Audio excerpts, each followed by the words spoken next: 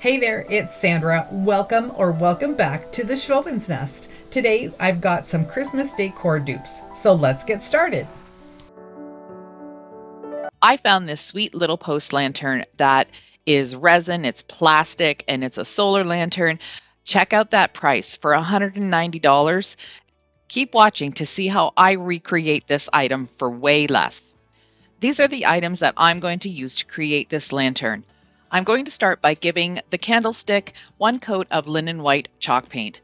If you take a look at the candlestick, some of the texture on it is really neat and I want it to be able to distress it later. So I'm only going to give it one coat because I want to have some of this texture and color shining through.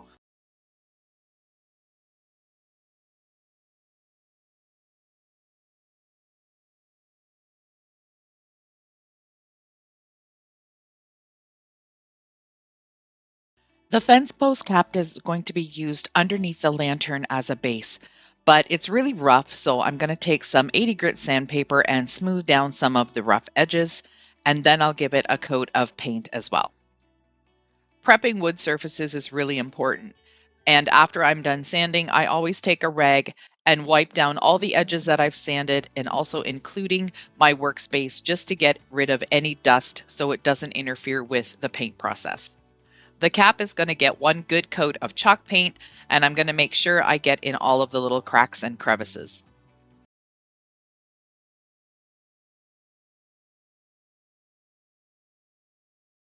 This little box is a candle holder, and it's got sort of a lantern look to it, but I'm not going to need the handle, so I'm going to go ahead and pull that out.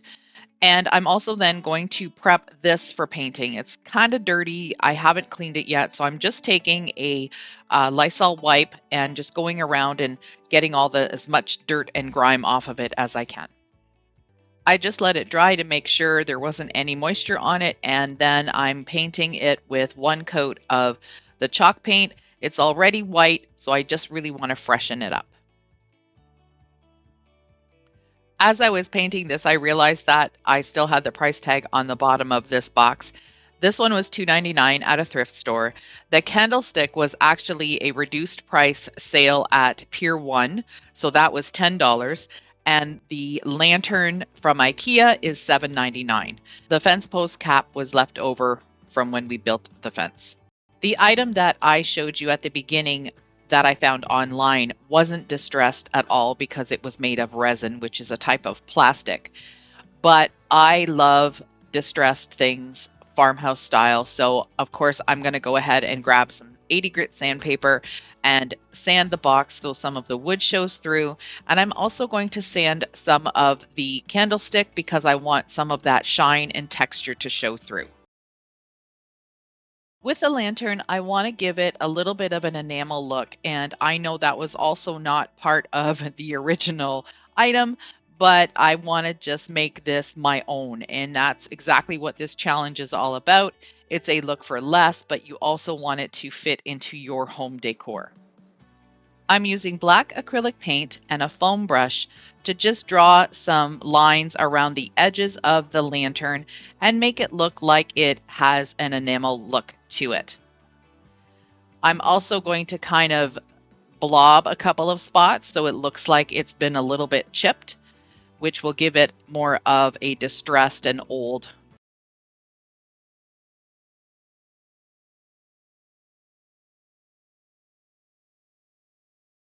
This tiny little candlestick I painted white, I'm going to use that as a little accessory on top of the lantern. Once I started assembling the lantern, I realized that I needed some more weight down at the bottom. So I'm just going to cut some pieces of foam core board, pop them inside the box, and then fill the box with something that will weight it down. The fun thing about doing DIYs like this is you can get pretty creative. So I needed something to weigh down this box, and I didn't have enough of the rocks. So I decided to grab this bag of yellow split peas that I haven't used, and it's been sitting there waiting to be soup, but it's going to turn into a weight for this lantern instead. Now it's time to assemble the lantern.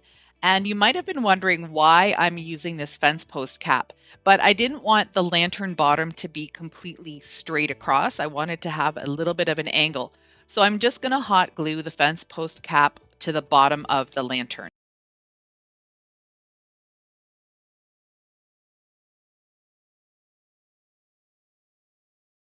Now comes the fun part, making this lantern have some light and giving it some Christmas decor.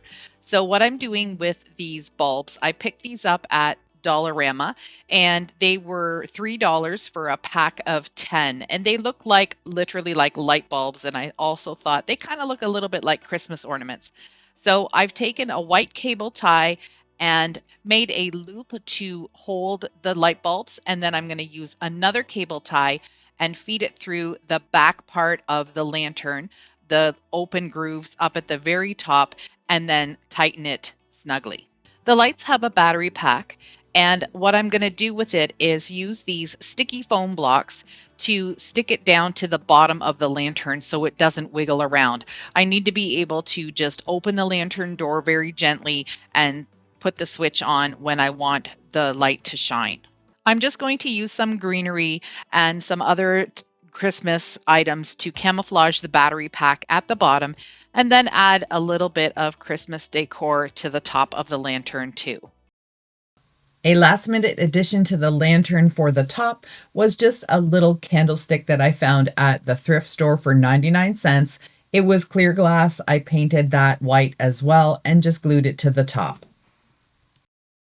I really love how this lantern turned out. I think it looks much better than the online version, and I love all the addition of the Christmas greenery. It looks so pretty lit up for the holiday season. Let me know what you think of this dupe.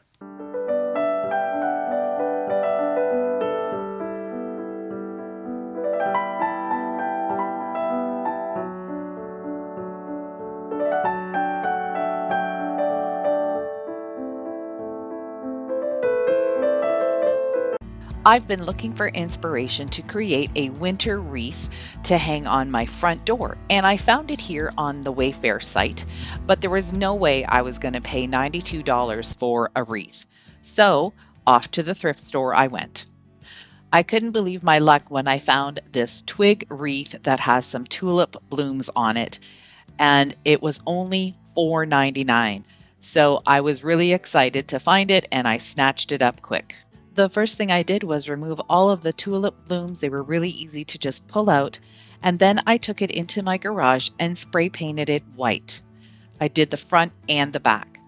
The Wayfair one was 26 inches wide. Mine is 24. The dollar stores don't have a lot of white available right now. So I did go to Michael's and I found these shiny berries. I found the muted berries in the center, and then I also picked up some Dusty Miller. I was able to use my 50% off coupon on one of the items, so altogether for my supplies I only spent $25. It's always good to plan out what you're doing before you actually do it and before you actually get the glue gun out. So I'm going to take apart these stems so I have smaller pieces to work with. And then using the picture as a guide, I'm going to plan out how I want my wreath to look.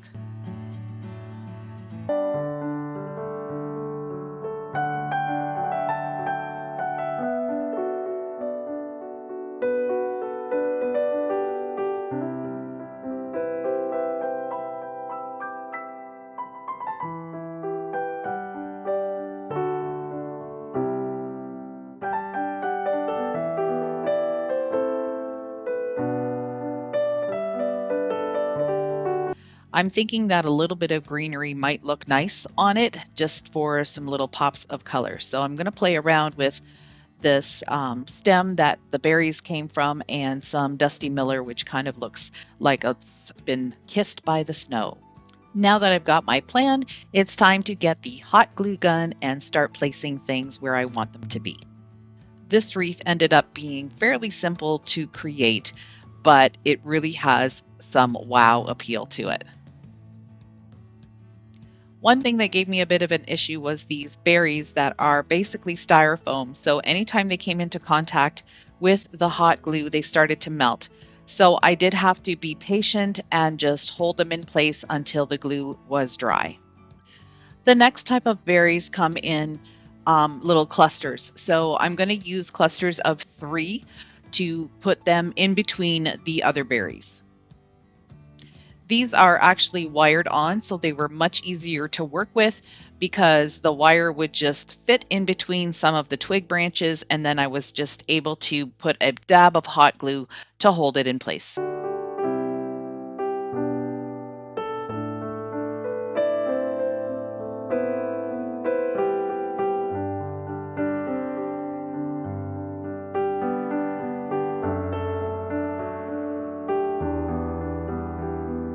I added some of the Dusty Miller towards the center of the wreath and then continued to add the berries and the beads until I got the look I wanted. Here's how my wreath turned out, and I'm going to compare it to the one on Wayfair. Let me know what you think.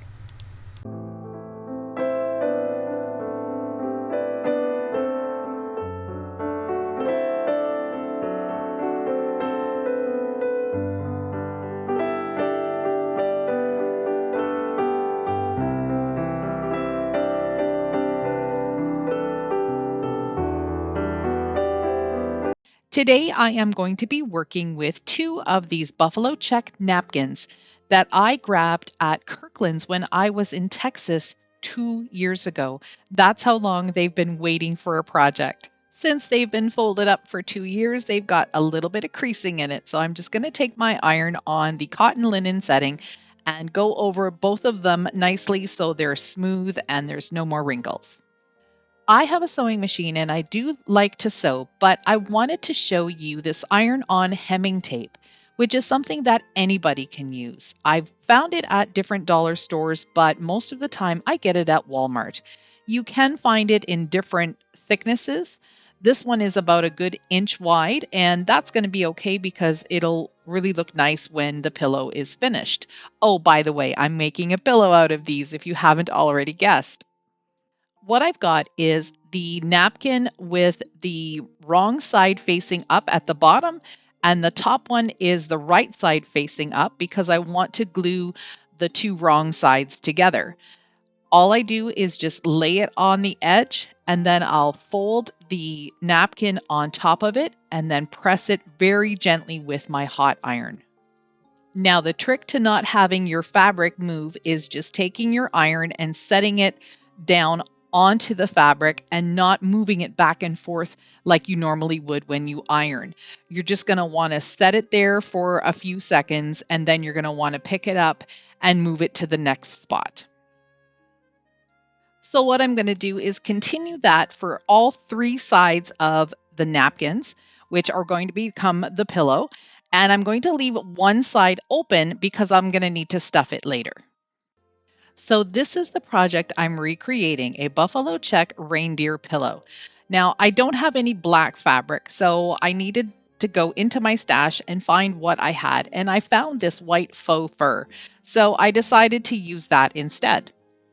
Here's the reindeer head that I'm going to cut out of the faux fur. This came from a free printable that I will have linked down in my description box. I decided to use the pencil transfer method, as you can see here. So what you do is you go over with pencil and you want to press fairly hard down with the pencil so you get a good amount of residue on there. The next step will be to lay this pencil down onto my fabric and trace it again. I don't need to have an exact image, so I'm just going to use the end of my Sharpie and get a general outline of the reindeer head. So here you can see the faint outline of the reindeer head on the fabric, and I'm taking my fabric shears and I'm going to start cutting it out. Now, working with faux fur is a little tricky because it is so thick and you get all sorts of stuff hanging around because all sorts of the little hairs start coming off.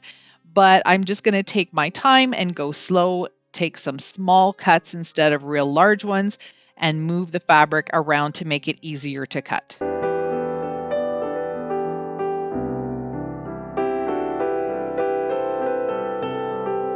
So here's the reindeer head shape, and it's sort of not looking too great right now. So what I'm going to do first is just take off all the excess fur that's just hanging around in there, that's not attached to the actual fabric. And then I'm going to have to give it a haircut. It's going to need some trimming around the edges to bring out the shape. And I'm also going to trim the length of some of the fur in some of the spots because it's just a little too long and you can't see the proper shape. I'm also going to need to just trim up the one antler set on the left-hand side. It's a little thicker than the one on the right, and I want them to look somewhat similar.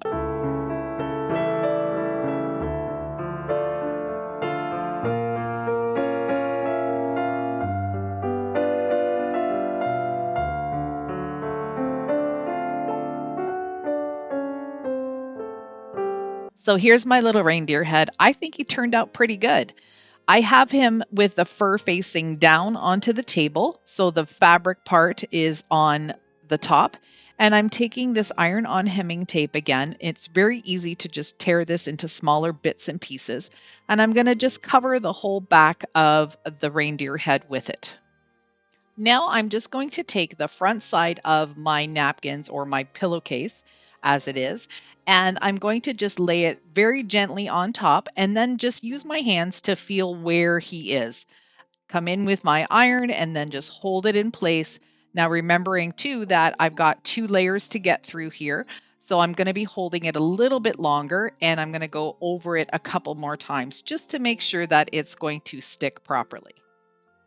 So here he is. He is completely stuck on the napkins and I think it's just adorable. What I'm going to do now is just take my utility knife here and very gently score any of the hemming tape that is sticking out. It's really super easy to just cut it and just pull it right off. So I'm just going to go around and clean him up. Now the fun part is stuffing him. I'm using a pillow that I got from Walmart. It's basically just a regular pillow that you would use for sleeping. And I've opened it up and I'm going to take the stuffing out and put almost 3/4 of the bag into this. These napkins are 20 inches by 20 inches, so this is going to be a fairly big pillow. What I like to do with my stuffing is to just grab a chunk and then pull it apart a little bit more so it's light and fluffy, and then I'm just going to work it into the pillowcase. Here's my pillow all nicely stuffed and full and fluffy, and he feels so cute. What I noticed with these napkins is that one was about a 1/2 inch longer than the other. So I'm going to need to fix that before I can put the 2 ends together. So I'm taking some of the hemming tape again, and I'm going to just place it at the very edge and then just roll this edge up about 1 hem.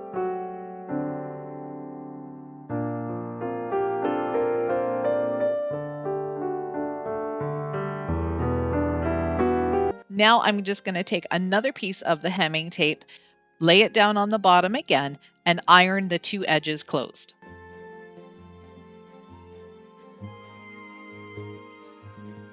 Here's a look at both pillows side by side. The one on the left is $48. Mine is $10.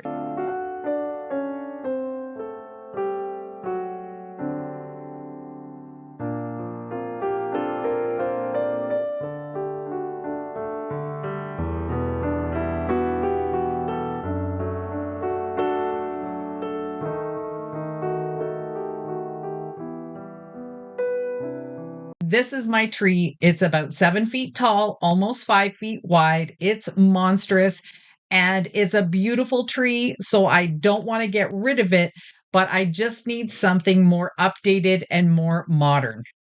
See what I mean about being huge? We're going to fix it up. We're going to make it look amazing. You can't really cut this off, but it's bendable. So I'm going to take a look here and see how short I want these to be. And for these long ones, I think I'm going to be bending them completely in half. So I'm going to take all of my sprigs here like this, all of these branches that are here. I'm going to move them to the back.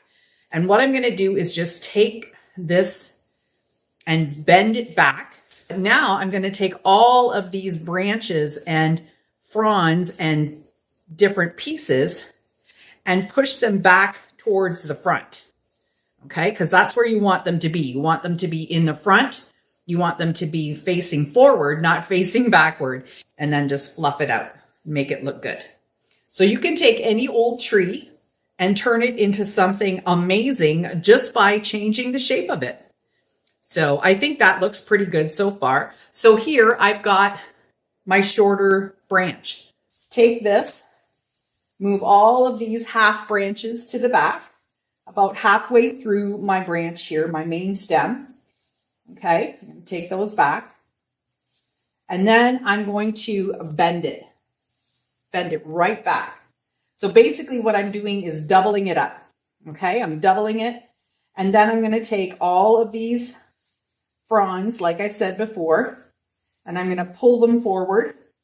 This is going to make my tree that much fuller and that much more realistic looking.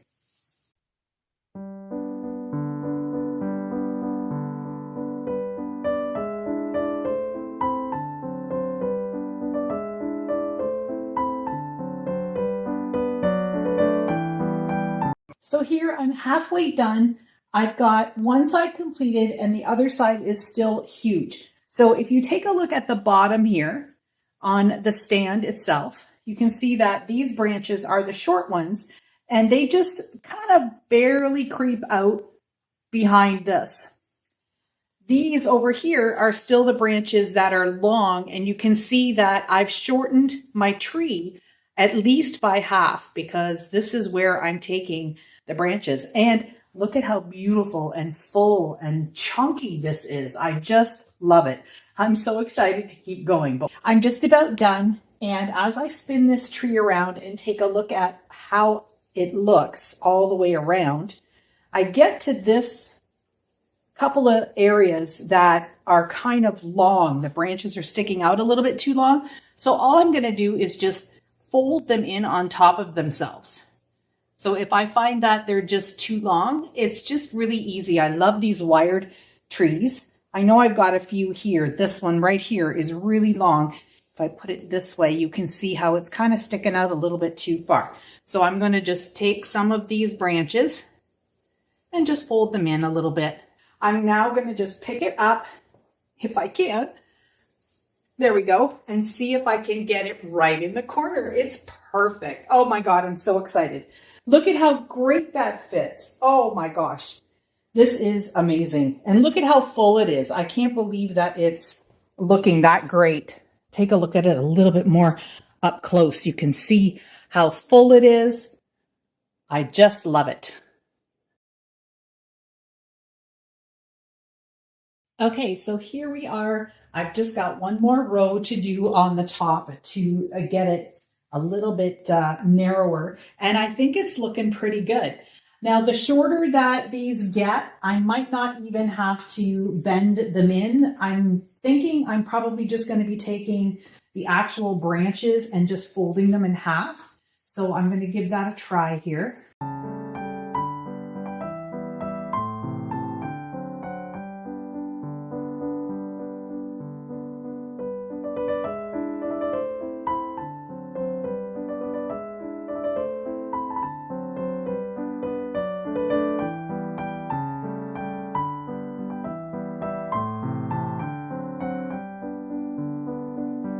I didn't have to go out and spend hundreds of dollars on a brand new tree. I took my old piece of yuck. It was a beautiful tree, but it was just a little old-fashioned, and turned it into this gorgeous thing.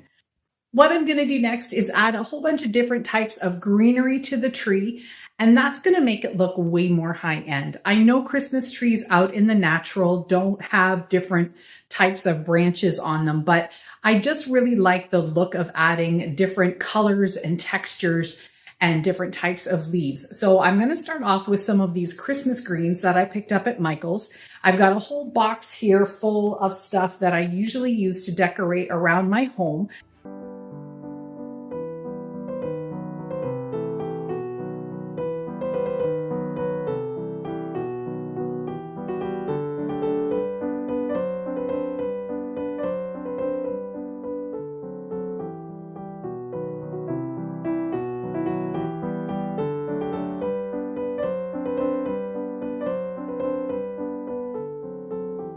Here's my tree. I love it. I've got it chock full of all sorts of greens, different kinds of pine. I've got some lamb's ear. I've got some different colors. There's some pine cones. And I think it is just gorgeous. And I don't even have any of the Christmas lights on it. I don't have any ornaments on it yet. And I think it could stand alone, just like this. I'm absolutely in love with the tree. I know it needs some type of topper. I am going to be putting some lights on it. But I think for now, I have achieved what I wanted to achieve. I took an old tree that was destined for the thrift store and created something gorgeous, a little bit more modern, but still with the traditional farmhouse feel. Thanks so much for spending some of your time with me today. See you in the next one.